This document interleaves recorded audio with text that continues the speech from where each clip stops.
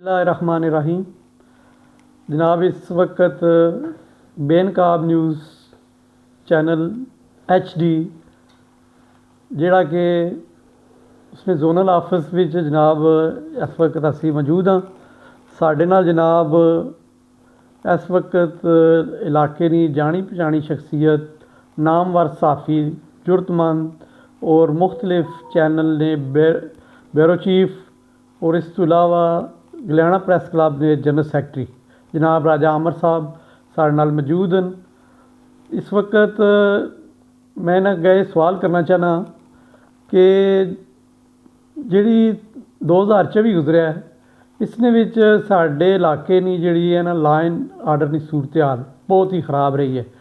मुख्तलिफ हवाले नाल डकैती, चोरी, मनशात फरोशी इलाके च आम और मुख्तलिफ एरिया विच जनाब हर किस्म की अफरा तफरी नाल आलम रहा।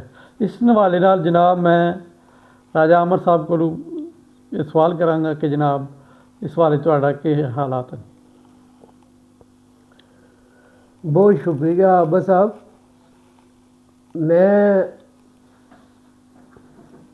इस बारे कानून नाफज करने वाले अदारों की एक पैगाम देना चाहना कि 2024 विच जिहड़ी सूरत हाल लॉ एंड आर्डर नहीं रही है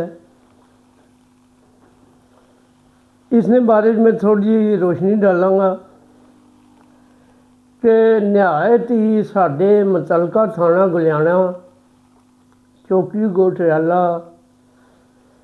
इस विच इंतहाई बदतरीन सूरत हाल रही है।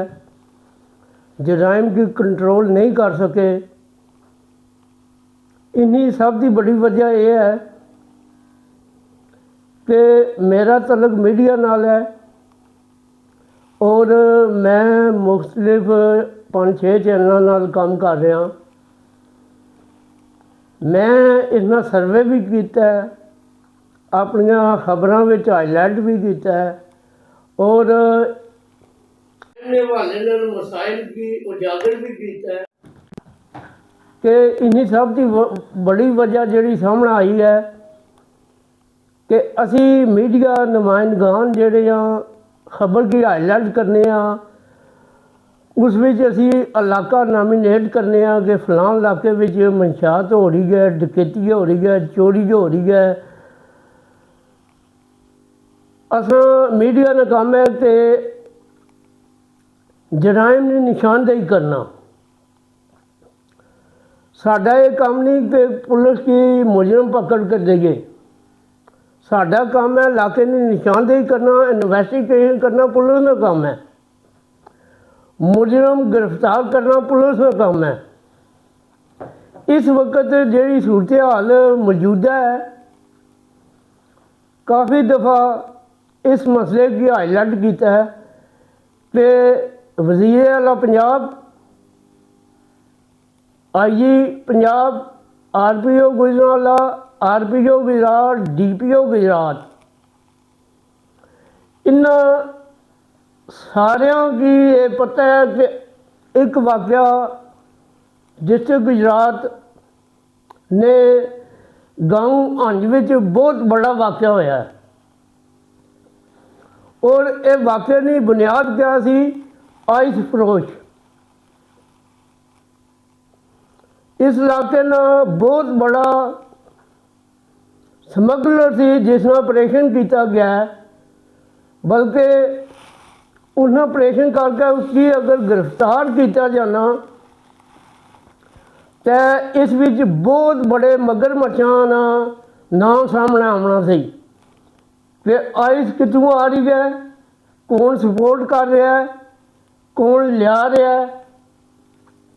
इसी वजह से जराइम कंट्रोल नहीं होना। तुसी मुजरम की गिरफ्तार करो, उन्हें इन्वेस्टिगेशन करो, देखो उसने पीछे कितना हाथ है, कितों आ रहा माल, कितों मनशात आ रही है, आइस आ रही है। फिर उन ताक़ब करो। पुलिस की चाहिए कि बड़े मगर बच्चों की गिरफ्तार करना, उन्हें की गिरफ्तार करके ते कानून ने शिकंजे लियावन ताकि जराइम कंट्रोल हो सके। दूसरा मेरा DPO गुजरात अगे पुरजोर मुतालबा है कि मेरा DPO गुजरात अगे पुरजोर मुतालबा है आबद साहब कि इस वक्त थाना गुजाना, चौकी कोटराला, थाना ककराली, इस विच बहुत बड़े मनशात फरोश माशरे ने नासूर छुपे ने। ठीक है। पुलिस उन्होंने ताकब करे और ना तो जमीन तन ना समान तन वो इतनी पे बसने उन्हें भी गिरफ्तार किया जाए और उन्होंने को माल भी बरामद किया जाए और असल बुराई नहीं जड़ तक पहुँचाया जाए। देखो ना अमर साहब, ਤੁਹਾਡੇ ਨਜ਼ਦੀਕ ਸਭ ਤੋਂ ਕਸ਼ਮੀਰ ਬਾਰਡਰ ਹੈ ਔਰ ਤੁਹਾਡੀ ਇਸਨੇ ਵਿੱਚ ਗੋਟਰੇਵਾਲਾ ਚੌਕੀ ਆਵਣੀ ਹੈ, ਚੜਿਆਵਲਾ ਚੌਕੀ ਆਵਣੀ ਹੈ, ਸ਼ਕਰੀਲਾ ਚੌਕੀ ਆਵਣੀ ਹੈ, ਥਾਣਾ ਬਲਾਣੀ ਆਵਣਾ ਹੈ। ਇਹ ਸਾਰਾ ਏਰੀਆ ਤਕਰੀਬਨ ਕਸ਼ਮੀਰ ਨਾਲ ਬਾਰਡਰ ਹੀ ਹੈ। तो तकरीबन 80% जितने भी इस तरह ने मनशियात फरोश या समगलर वो सब यही रस्ता यूज़ करने। तो के कहने हो तुसी अफसरान बाला कि इत्थै कोई फर्शनास जरूरतमंद अफसर लाए जान जेड़े कि इस इलाके की नाकाबंदी करन और उन्होंने के लोगों की पकड़न। मैं आबद साहब DPO गुजरात अगे रिक्वेस्ट करना कि गोटराला चौकी और कश्मीर बार्डर जो लगना है पिंडी चुंजा वगैरह बड़ेंग वगैरह, इस चौकी ते कोई जरूरतमंद पुलिस अफसर लगाया जाए और उसने नाल जेड़े मुलाजमीन हैं वो भी बाहर जरूरत होवन करैक्शन की पाक जेड़े इस बार्डर की सील करन और काफ़ी सारे मुजरम गिरफ्तार हो सकते हैं। बिल्कुल ना तो चौकी इतना कोई नाकाबंदी करनी है, ना वो कोई इन्वेस्टिगेशन कर रहे हैं, ना किसी ने कोई तलाशी दे रहे हैं। सरेआम मनशियात फरोश मोटरसाइकिलों से कारों से माल लैके ते वो पंजाब में दाखिल हो रहे हैं। तुसी देखो ना गुज़श्ता 1 महीने तो कल्याणा थाने च हर दूसरे दिन SHO चेंज, हर दूसरे दिन SHO चेंज। इसकी क्या वजह? सर इन्नी वजह यह है, सब की बड़ी वजह इन्नी ये है कि इस विच सियासतदान जेडे इन्वालवमेंट हैं, सारे सियासतदान ये चाहते हैं मेरी मर्जी ना SHO लगे, मेरी मर्जी ना अफसर आवे, मेरी मर्जी ना मुहर्र आवे ताकि असी उन्होंने को अपने काम करवाइए। मेरा IG Punjab RPO गुजराला DPO Gujarat की ये पैगाम है कि सानू थाना बलियाने विच और चौकी गटोरेला विच कोई जरूरतमंद SHO दिता जाए और ईमानदार SHO दिता जाए जेड़ा सियासत की हटक है, सियासी दबाव की हटक है, वो अपना डिप्टी जी है फराइज अंजाम दिया और ईमानदारी नाल अपनी डिप्टी करे, कोई सियासी दबाव ना कबूल करे और मुजरां ना पीछा करे और जराइम की ख़त्म करे। इस तो इलावा भी तुसी देखो इस पूरे इलाके विच थाना गलियाना दी हदूद विच आए रोज़ दिन रात हवाई फायरिंग पूरे इलाके चो नहीं है।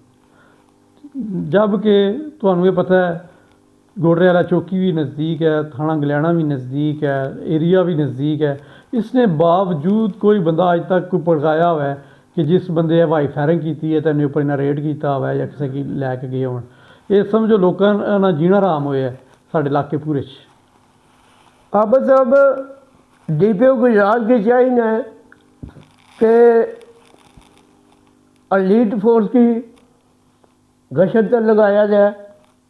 राती छूटा बहादुर और इसने गिरदो नवाज जितने इलाके हैं, मलकपुर जट्टा, बुद्धो चक, मंगलिया, असाम, गोटरियाला, जितनी भी फायरिंग हवाई इस इलाके 'ਚ हो रही है, ये लोगों में खौफ व हरास फैले है।